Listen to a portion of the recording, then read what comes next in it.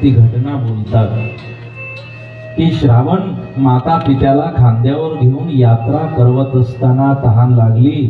पाणी घ्यायला आलेल्या त्या श्रावणाचा माझ्याकडून वध झाला.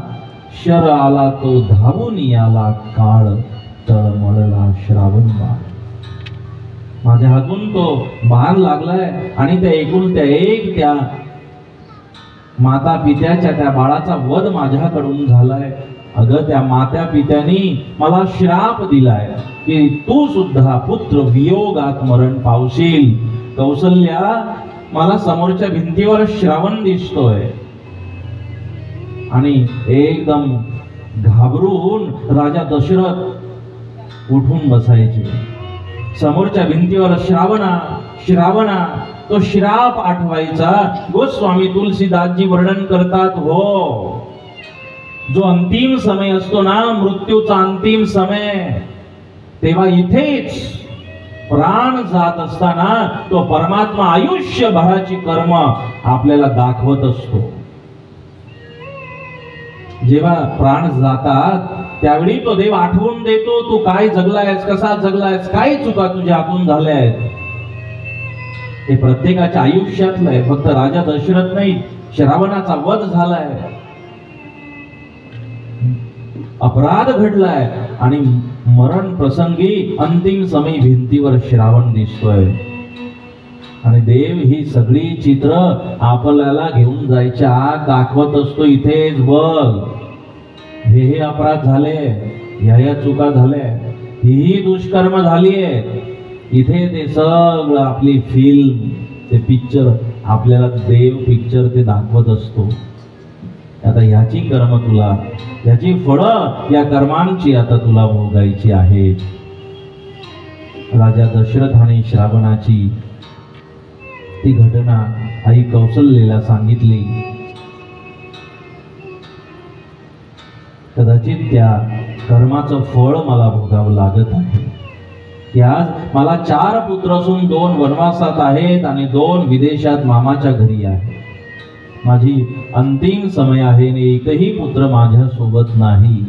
दशरथ हा 4 पुत्र, अंतकाळी नव्हता एक. अवघे कृष्णाचे वैभव वंदी शाळेत वसुदेव. कर्म देते झोले तेथे कुणाचे ना चाले. तिथे कुणाचं चालत नाही आणि राजा वियोग करायला लागले. राजा दशरथ, बापाचं हृदय आहे.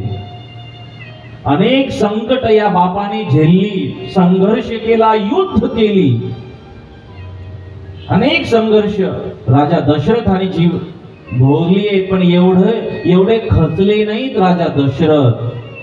पण आज मात्र खचले आहेत, कारण आज विषय मुलाचा आहे, संतांचा आहे.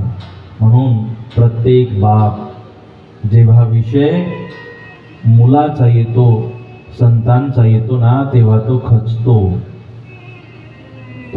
तो जीवनातील जगातील सगळी दुःख सहन करू शकतो, पण मुलाचं दुःख सहन करू शकत नाही. मुलाबाबतीत तो मात्र नाजूक असतो. आणि राम राम राम म्हणत त्या बापाने प्राण सोडले. राजा दशरथाचे प्राण गेले. राम राम कही, राम कही, राम राम कही, तनु परिहरि रघुवर विरह, राम गयो सुरभार, राम गयो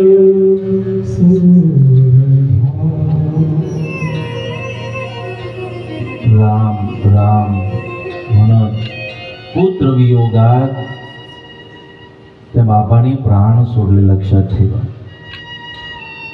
म्हणून आम्हाला आई कळाली पाहिजे, आम्हाला बाप कळाला पाहिजे. कृष्ण सुरक्षित राहिले पाहिजे. म्हणून नाका तोंडात पाणी जातंय वसुदेव बाबाच्या, पण स्वतःला त्रास होतोय, नाका तोंडात पाणी जातंय. पण डोक्यावर कृष्णाला घेऊन सुरक्षित मला त्याला गोकुळात नेलं पाहिजे।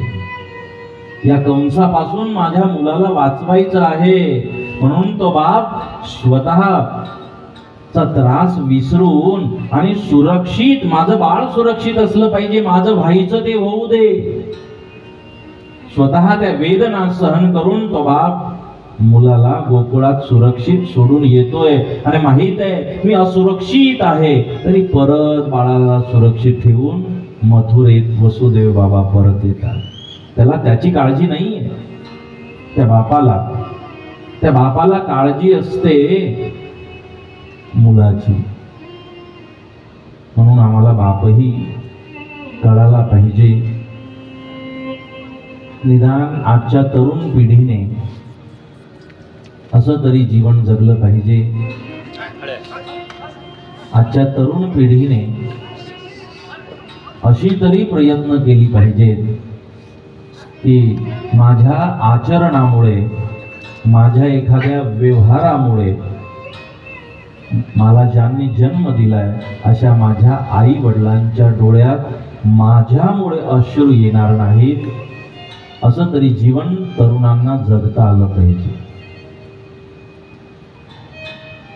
आज बऱ्याच आई बापांची परिस्थिती अशी आहे की त्या बापाने स्वतःला कोंडून ठेवलंय की मी घराच्या बाहेर जाऊ शकत नाही, कोणत्या तोंडाने जाऊ।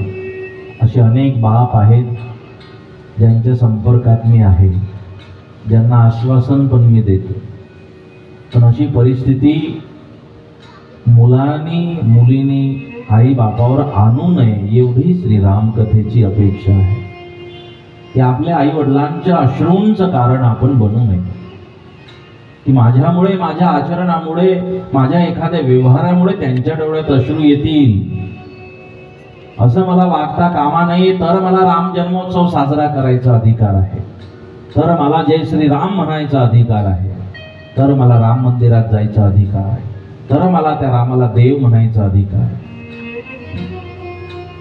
म्हणून दशरथाने प्राण सोडले, सर्व अयोध्येत आधीच दुःखी